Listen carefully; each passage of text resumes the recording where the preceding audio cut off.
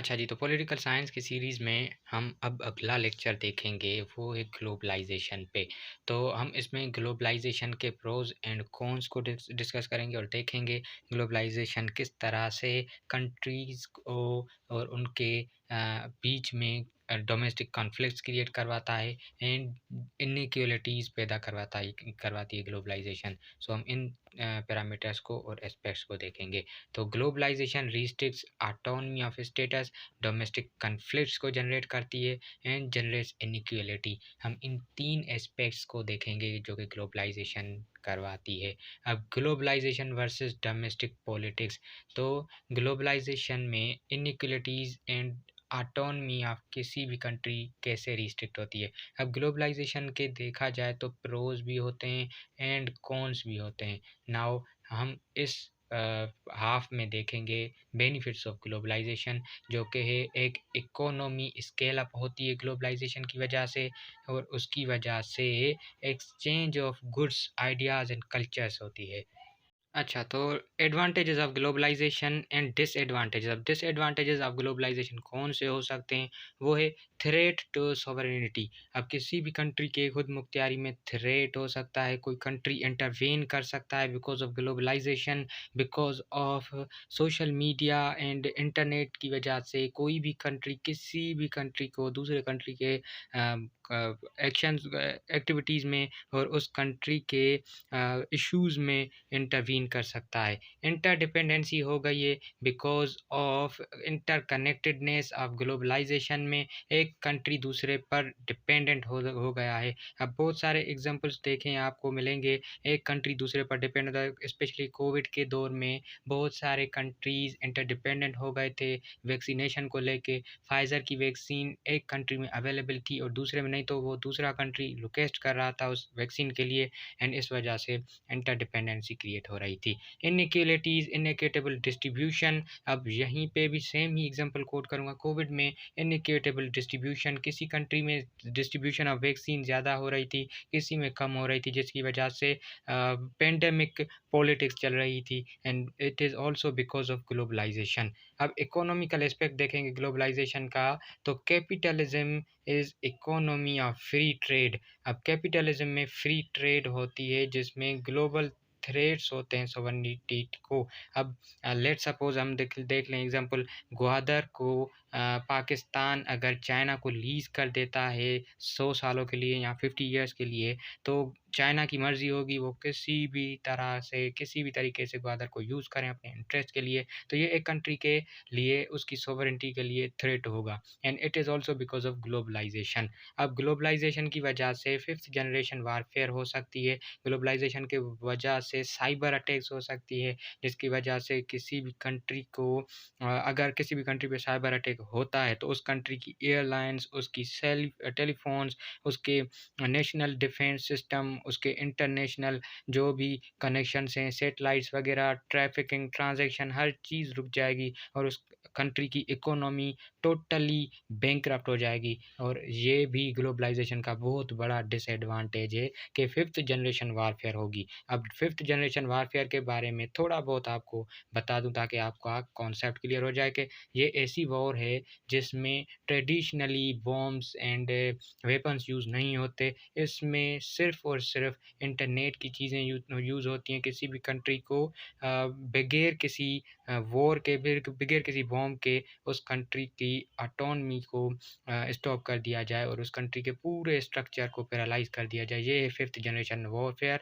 And ये सभी Wars से खतरनाक वार है। इसमें कम से कम बॉम्ब्स यूज़ होते हैं और कम से कम इसमें जानें जाती हैं, लेकिन सबसे खतरनाक वॉर ये होती है क्योंकि इस वॉर में हर कंट्री की पूरी डेटा, इंफॉर्मेशन और सिस्टम जो होता है वो पैरालाइज़ हो जाता है, रुक जाता है। तो ये है फिफ्थ जनरेशन वॉरफेयर हो सकती है because of globalisation.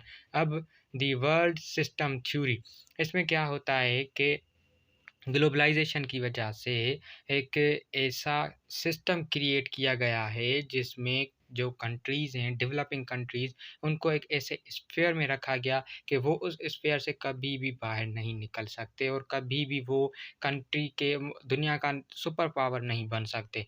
Let's suppose हम मिसाल ले लें इजिप्ट की, या फिर हम मिसाल ले लें ईरान की, या फिर हम ऐसे कंट्रीज़ की मिसाल ले लें जो कि बहुत ही साइरिया की मिसाल ले लें, जो कि बहुत ही पीछे हैं, जिनकी इकोनॉमी टोटली पैरालाइज़्ड हो चुकी है।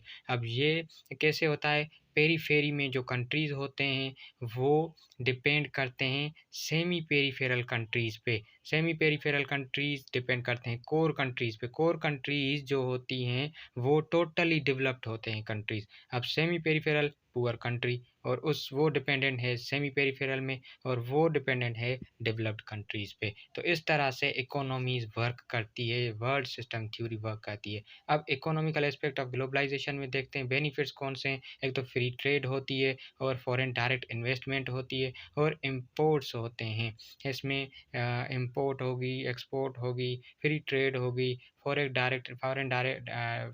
इन्वेस्टमेंट होगी, तो वो कंट्री की इकोनॉमी के लिए अच्छा है। कल्चरल एस्पेक्ट देखेंगे तो फॉरेन क्लॉथिंग आ सकती है, आप ब्रांड्स को इम्पोर्ट कर सकते हो, फॉरेन थॉट्स आ सकती है, लिबरलिज़्म, जिस तरह से पाकिस्तान इस्लामिक कल्चर है, लेकिन उसमें फॉरेन के थॉट्स की इंटरवेंशन की वजह से आप देख लें मेजॉरिटी ऑफ पाकिस्तानीज़ फ़ॉलो करते हैं इंडियंस को, और फिर एक भी मेजॉरिटी है पाकिस्तान का, एक ऐसा तबका भी है जो कि हॉलीवुड को सपोर्ट करता है, उनके जैसी थॉट्स रखता है। स्पेशली यूथ देख लें, हमारी टिकटॉक पे किस तरह से डाइवर्ट हो गई, बिकॉज़ चाइनीज़ ऐप ने इतना बड़ा इंटरवीन कर दिया पाकिस्तान पे कि पाकिस्तान की कल्चर ही चेंज हो गई। ये है ग्लोबलाइज़ेशन की वजह से, और ये डिसएडवांटेज है। अब पॉलिटिक्स में देखेंगे तो आईएमएफ का लोन, किस तरह से आईएमएफ लोन देती है, किस तरह से स्विस बैंक अकाउंट्स देती है पाकिस्तानी बिलियनियर्स को, कि वो अपना पैसा वहाँ पे रखें, इन्वेस्ट करें, और वो उनको अकाउंट्स देती है फ्री में। आईएमएफ अब पाकिस्तान को लोन देगी, उसके लिए वो अपनी कंडीशनैलिटीज़ रखेगी कि आपको हम लोन देंगे, आपको ये चीज़ें हमारी माननी होंगी। और ये भी ग्लोबलाइज़ेशन का एक बहुत बड़ा डिसएडवांटेज है कि जब कभी वो अपना लोन वापस लेना होगा, उनको पाकिस्तान के पास इतनी बड़ी अमाउंट नहीं होगी, और वो अपनी कंडीशंस को मनवा सकती है पाकिस्तान से। तो इस तरह से ये बहुत ही बड़ा नुकसान है ग्लोबलाइज़ेशन का। अब इम्पैक्ट देखेंगे ग्लोबलाइज़ेशन का कंट्रीज़ पे, के वेल्दी बेनिफिट होते हैं ज़्यादा एज़ कम्पेयर टू पुअर। अब क्या होता है कि अगर कंट्री कोई भी चीज़ इम्पोर्ट करता है किसी भी मुल्क से, तो वो वहाँ पे उसको सेल करेगा अपना एज़ अ ब्रांड रिप्रेज़ेंट करके, और वहाँ पे जो सिंपल वहाँ पे डोमेस्टिक प्रोडक्ट बन रही होगी, वो उसकी सेल बहुत कम हो जाएगी। पाकिस्तान में देखें कि तो बहुत सारे ऐसे ब्रांड्स हैं जो कि बाहर से आते हैं, जिस तरह से नाइकी और गुची, और बहुत सारे ऐसे ड्रेसिंग ब्रांड्स जो कि बाहर कंट्री दूसरे मुल्कों में के बने हुए आते हैं। तो अब मुल्क का जो डोमेस्टिक कल्चरल वहाँ पे चीज़ होगी, उसकी फ़रोख्त कम होगी, जिसकी वजह से एक गरीब अवाम को अच्छी एंड क्वालिटी अर्निंग नहीं होगी। लेट्स सपोज़ देख लें कि किसी बाहर वाले मुल्क से कोक आती है, या फिर पेप्सी, या फिर ड्यू आती है, और पाकिस्तान में बनने वाला शुगर केन जूस जो होता है, वो आप देख लें उसकी सेल बहुत ही कम होगी शुगर केन जूस की as compare to Coke. Billions of dollars होती है कोक की सेल सिर्फ़ और सिर्फ़ पाकिस्तान में, और उसके कंपेरिज़न में शुगर केन जूस बहुत ही कम बिकता है, जिसकी वजह से गरीब को बहुत ही कम फ़ायदा मिलता है। This is the most prominent disadvantages of globalisation. तो इस तरह से वेल्दी को ज़्यादा बेनिफिट होगा। अब डिज़ास्टर ट्रांसफ़र लाइक कोविड किस तरह से पाकिस्तान में आया, बिकॉज़ ऑफ ग्लोबलाइज़ेशन चाइना वाले बंदे आ गए पाकिस्तान में, और कोविड भी अपने साथ ले आए, और पाकिस्तान में इस तरह से कोविड पकड़ गया। और एचआईवी की transmission, hepatitis C, hepatitis B, and बहुत सारी कम्युनिकेबल डिज़ीज़ेज़ की ट्रांसमिशन होती है इस तरह से। एंड उसके अलावा create new system of politics, globalisation में पॉलिटिक्स का नया सिस्टम आ जाए, जिस तरह से फ़ेवरेटिज़्म, ग्लोबलाइज़ेशन में बहुत सारे फ़ॉरेन इंटरवेंशंस होते हैं, फ़ेवरेटिज़्म की वजह से पॉलिटिक्स चेंज हो जाती है, corrupt brings corrupt with himself, इस तरह से ग्लोबलाइज़ेशन की वजह से ये प्रॉब्लम्स होती हैं। देन टेक्नोलॉजिकल एस्पेक्ट में देखें तो lack of skilled people in domestic domestic territories. तो पाकिस्तान में लेट्स सपोज सीपेक की वजह से पाकिस्तान में कोई ऐसी टेक्नोलॉजी आती है, कोई ऐसी मशीन्स आती हैं जिनको यूज़ करना पाकिस्तानियों को नहीं आता। तो अब पाकिस्तान क्या करेगा, चाइनीज़ लोगों को हायर करेगा उन मशीन्स को यूज़ करने के लिए। अब ये क्या हुआ, चाइनीज़ लोगों के लिए जॉब्स क्रिएट हो गई, लेकिन पाकिस्तानियों के लिए ये जॉब्स लॉस हो गई। तो इस तरह से पाकिस्तानी लोगों के लिए वेजेस कम होंगे और ये भी नुकसान है।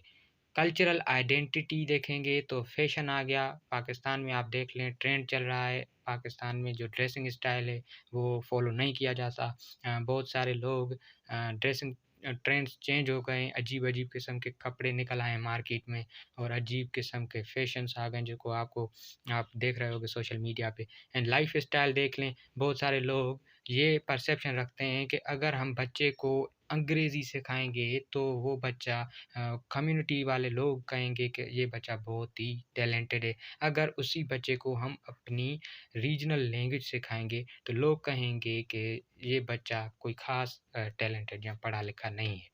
तो ये इतना बड़ा डिफ़रेंस हो गया बिकॉज़ ऑफ़ ग्लोबलाइज़ेशन।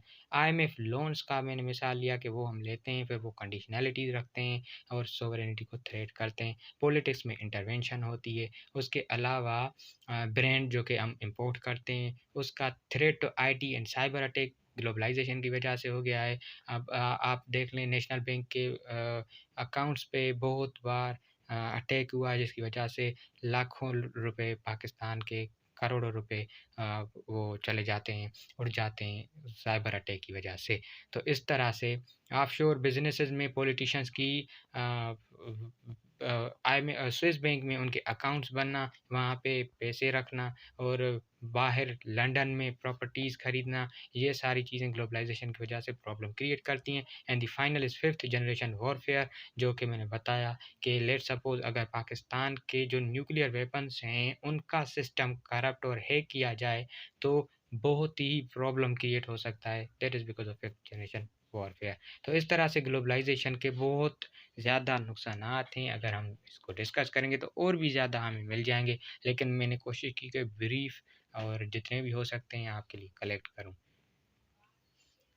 तो ये थी ग्लोबलाइज़ेशन। अच्छा, तो अब हम देखेंगे form of government political science की सीरीज़ में मुख्तलिफ़ फ़ॉर्म ऑफ़ गवर्नमेंट्स होती हैं, जिस तरह से मोनार्की होती है, जिसमें सिर्फ़ एक ही बंदा होता है, रूल करता है और फिर उसकी जनरेशन्स रूल करती हैं कंट्री पे, फिर उसकी जनरेशन्स और इस तरह से वो पूरी ब्लॉक चेन बनती आती है। और इसका एग्ज़ाम्पल मैं आपको दूँ तो वो होगा यूएई यूनाइटेड सऊदी अरेबिया और उसमें मोनार्की सिस्टम है, उसमें कोई डेमोक्रेसी नहीं। Democracy is rule of people, common man vote देते हैं और अपने रिप्रेजेंटेटिव को सिलेक्ट करते हैं। फिर आती है फैशिज़्म। अब फैशिज़्म क्या है? It is form of government which promotes nationalism, जिसमें नेशनलिज़्म को प्रमोट किया जाता है। ग्रुप ऑफ पीपल इकट्ठे होते हैं, वो अपने सेम आइडियाज़ की वजह से, सेम आइडेंटिटीज़ की वजह से, सेम आइडियोलॉजी की वजह से एक दूसरे को सपोर्ट करते हैं और वो किसी भी कंट्री में फैशिज़्म को प्रमोट करते हैं और अपने आइडियाज़ वाले लोगों के साथ इंटरट्वाइन होके अपने एक फॉर्म ऑफ सिस्टम क्रिएट करते हैं जिसको नेशनलिज़्म या फैशिज़्म कहते हैं। इसका एग्ज़ाम्पल मैं दूँगा आपको, वर्ल्ड वॉर 2 के टाइम जर्मनी में जो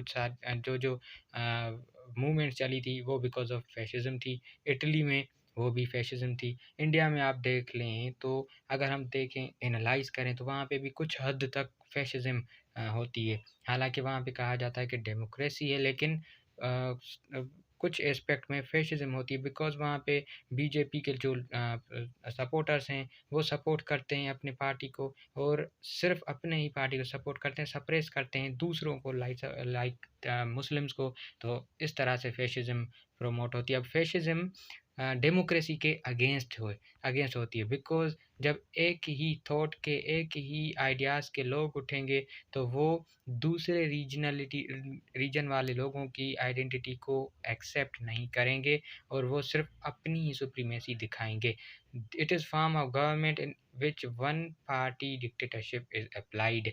सो इन प्रिज़न द अपोनेंट, ये अपोनेंट को फैशिज़्म वाले जो आइडियोलॉजीज़ होती हैं अपोनेंट को बर्दाश्त नहीं करती। अब एग्ज़ाम्पल दूँ तो वर्ल्ड वार 1 के बाद ट्रीटी ऑफ वर्साइल्स साइन की गई, जिसकी वजह से जर्मनी को बहुत सारे सैंक्शंस मिले, जर्मनी पे बहुत सारी पाबंदियाँ लग गईं, उसकी इकॉनमी कोलैप्स हो गई। तो जर्मन में हिटलर ने कहा कि हमें दुनिया वालों ने, हमें कंट्रीज़ ने सैंक्शंस लगाए हैं, हमारी इकोनॉमी कोलैप्स हो गई है, उन्होंने हम पे इतने ज़्यादा इल्ज़ामात लगाए हैं, अब हम इन सब को जवाब देंगे। फिर उसने वर्ल्ड वार 2 का इनिशिएटिव लिया, स्टार्ट की, जिसकी वजह से वर्ल्ड वार 2 हुई और फ़ैशिज़्म स्टार्ट हो गई।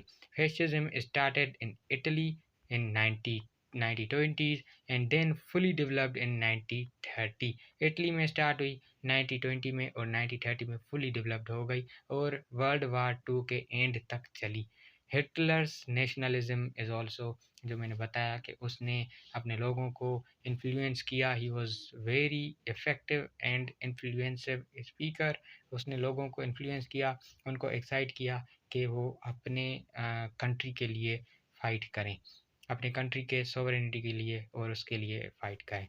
तो हिटलर ने ये फैसिज़्म स्टार्ट की थी। अब democracy is another form of government, जिसमें rule of the common people होता है, जो वोट देते हैं, एंड रूल ऑफ पब्लिक होती है, जिसमें आप अब्राहम लिंकन का कोट भी, आपने कोटेशन भी सुनी होगी, it is form of government created, it is government of people by the people for the people and in this way. Nationalism क्या है? Social norms, thinking and ideas, जो लोग होते हैं उनकी थॉट्स एंड आइडियोलॉजी मिलके जब वो कलेक्टिव हो जाते हैं, इसको नेशनलिज्म कहते हैं। आप बलूचिस्तान के एथनिक ग्रुप्स की नेशनलिज्म देख लें, उनका एग्जांपल देख लें कि वो किस तरह से राइज़ हुए और वीक डेमोक्रेसी को वीक किया और पाकिस्तान को डेमोक्रेसी के अगेंस्ट गए। तो इस तरह से nationalism works opposite to the democracy and also nationalism works same as fascism. Nationalism और फैशिज्म दोनों सेम है, लेकिन ये डेमोक्रेसी के अपोजिट में काम करती हैं। तो इस तरह से नेशनलिज्म एंड डेमोक्रेसी अपने एक दूसरे के अपोजिट में काम कर रही थी। अब नेशनलिज्म आफ्टर वर्ल्ड वार 2 किस तरह से हुआ? नेशनलिज्म में एंड ऑफ कॉलोनियलिज्म हुई, people stand for each other, like Kashmiri people देख लें आप, नेशनलिज्म की वजह से वो उठें और उन्होंने डिमांड की कि हमें पाकिस्तान से मिलना है, हमें लिबरेशन चाहिए इंडिया की ऑक्यूपेशन से। तो इस तरह से जब वर्ल्ड वार 2 स्टार्ट हुई 1939 टू 1945 तक, आर्टिकल 231 में ट्रीटी ऑफ वर्साइल्स, जो वर्ल्ड वार 1 के बाद हुई थी, इसमें नेशनलिज्म बीच में आ जाती है। तो इस तरह से नेशनलिज्म प्रमोट हुई और फैशिज्म और नेशनलिज्म में हमने डिस्क्रिमिनेशन, हमने डिफरेंशिएट किया।